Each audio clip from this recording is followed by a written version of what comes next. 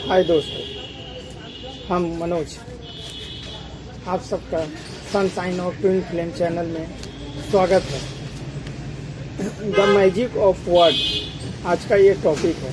So please be smile, discover of the more smile वाली feeling के साथ। तो दोस्तों, sunshine of twin flame channel में उम्मीद करता हूँ कि आप सब अपनी जर्नी में बहुत ही खुश और बहुत ही आनंद के साथ अपनी जर्नी को पूरा कर रहे होंगे। हमेशा सच और धर्म के साथ रहिए, यही कामना हमारी है आप सबके लिए। तो आज का जैसा टॉपिक है दोस्तों, शब्द यानी वर्ड जिसे कहा जाता है। कहा गया है कि किसी ने ठीक ही बोला है कि शब्द ऐसा बोलिए कि मन का अपक हो, है ना, औरन को शीतल करे आपहु शीतल हो। तो वर्ड जो है हमारी जर्नी में बहुत ही इम्पोर्टेंट रखता है। ऐसा नहीं है कि जो हमारे साथ हैं या हमारे करीब हैं या जो हमारे खून से ही रिलेटेड हैं वही हमारे अपने हैं, उनके साथ ही हम मीठा वचन शब्द का इस्तेमाल करेंगे, ऐसा नहीं। शब्द जो होते हैं यही आपके थॉट चक्रा को भी एक्टिव करेंगे। तो अगर आप शब्द को करेक्शन करने में ज़्यादा जाते हैं कि जैसे ही हो, हमें किसी के भी प्रति कोई भी गलत शब्द का इस्तेमाल नहीं करना कभी भी, ठीक है। 2 मिनट रुकिए, धैर्य वहाँ बांधिए, सोचिए और उसके बाद अगर अच्छे शब्द मिलते हैं तो अच्छे शब्द का ही उपयोग कीजिए, वरना किसी के सवाल का जवाब देना इतना उचित ज़रूरी नहीं समझा जाता है। तो क्योंकि इसे आप धीरे धीरे करके जो प्रैक्टिस करेंगे शब्द के ऊपर, अपने वर्ड के ऊपर, इसी से माँ सरस्वती की आपके ऊपर आशीर्वाद बनता जाएगा धीरे धीरे। क्योंकि सत्य और धर्म की राह पे चलना ही सबसे ज़रूरी है। देखिए, कोई अपना हो पराया हो, यहाँ सब अपना है या तो सब पराया है। तो इसीलिए अपने शब्द को ज़रूर संभालिए, ईमानदारी से उसका उपयोग कीजिए, हम यही कहना चाहते हैं। और स्टार्ट से ट्रेनिंग प्रोग्राम में ये सबसे अहम, क्योंकि यहीं से आपका पूरे माइंड सेट को सेट करना की शुरुआत हो रही है। वर्ड है कोई भी है, देख लीजिए, ठीक है, गलती कर बैठता है, ज़रा सी बातों पे उनके वर्ड लड़खड़ा जाते हैं। तो ये एक एक पॉइंट को आपको इसकी गुण रहस्य यानी गुण रहस्य गहराई में आपको जाना पड़ेगा अपने हर शब्दों में कि क्यों किसी ने आपसे कुछ बोला, वो शब्द कहाँ से आया, वो शब्द क्यों आया, उस शब्द के बदले में उसका प्रति उत्तर क्या हो सकता है। अगर उचित है तो ठीक है, नहीं है तो कोई बात नहीं। हम अपने में धैर्य बांध लीजिए, ऊपर वाले से प्रे कीजिए कि भगवान सामने वाले को सद्बुद्धि प्रदान करें।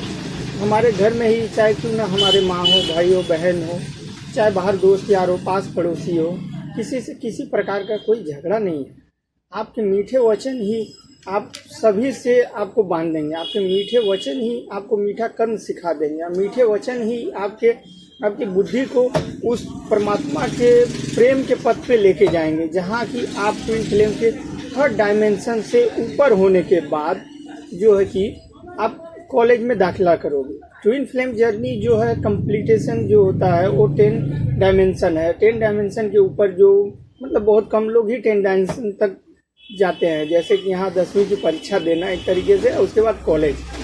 तो ठीक है, कोई बात नहीं। देखिए, ज्ञान के बाद ही प्रकृति आपको आपके अंदर उतरेगी और आपको साथ देना स्टार्ट करेगी। हमारे पास ठीक है अभी कुछ दिनों से ही ये स्मार्टफोन है, जो भी 2 सालों से आसपास के करीब ही होगा। इससे पहले बहुत ही मतलब सिंपल वाला ही मोबाइल रहता था और प्रकृति ही हमें मतलब पूरी तरीके से शिक्षा प्रदान करती थी। इसके बाद भी हमें उन्होंने ही शिक्षा प्रदान किया है।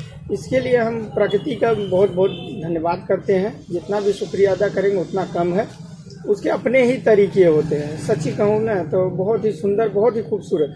अगर आज भी वो उसकी फीलिंग या उसका अनुभव थोड़ा भी अगर हमें होता है ना, तो हमें बहुत ही अच्छा लगता है कि मतलब प्रकृति कैसे था हमारे साथ में। सच में इससे अच्छा प्रेम कोई देने वाला नहीं था।